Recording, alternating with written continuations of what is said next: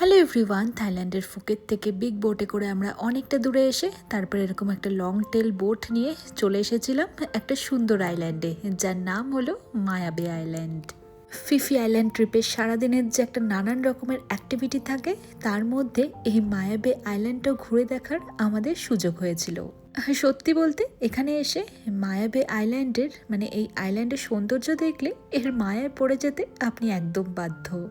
চারিদিকে দেখুন কি সুন্দর পাথরে ঘেরা, মাঝখানে স্বচ্ছ নীলাভ সবুজ রঙের জল।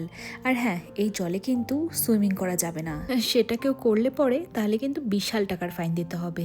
এমনকি আমাদের হাত লেগে যদি এখানকার কোরাল বা এইসব কিছু ড্যামেজ হয় বা আমরা সাথে করে যদি নিয়ে যাই, তাহলেও অনেক অনেক টাকার নাকি ফাইন দিতে হবে। এইসব আসার আগে আমাদের যে বিগ বোটের গাইড ছিল, উনি আমাদেরকে সতর্ক করে দিয়েছিলেন। আর এখানে সুইমিং করা তো দূরের কথা, জলের খুব একটা কাছে যেতেও দেয় না।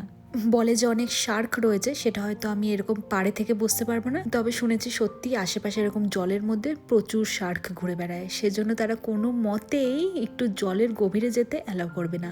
তাই আমরাও ধারে কাছে থেকে অনেক ফটো তুলেছিলাম, কিন্তু কিট্টুকে দেখুন কিছুতেই ফটো তুলতে রাজি না, কোলে উঠবে না, ও সমানে জলের দিকে যেতে চাইছে, বালি নিয়ে খেলতে চাইছে, আর না অ্যালাউ করলেই কান্নাকাটি শুরু। তো ভাবলাম ঠিক আছে, একটু বালি নিয়েই তো খেলতে চাইছে, তাই খোলা আকাশ ওই টাক ফাটা রোদের নিচে না থেকে আমরা সাইডে যে একটু ছায়া ছিল সেখানেই দাঁড়িয়ে দাঁড়িয়ে কিছুক্ষণ ঠান্ডা সমুদ্রের জলে পা ভিজিয়েছিলাম এবং সুন্দর আইল্যান্ডের প্রাকৃতিক সৌন্দর্য উপভোগ করছিলাম। আর যাওয়ার পথে কোকোনাট ওয়াটার খেয়েছিলাম। এবার এই কোকোনাট ওয়াটার খাওয়া, কিট্টুকে খাওয়ানো, এইসব করতে করতে আমরা খুব ইম্পর্টেন্ট জিনিস সেদিন মিস করে গিয়েছিলাম। যাই হোক, সেই সব বড় ভিডিওতে শেয়ার করব।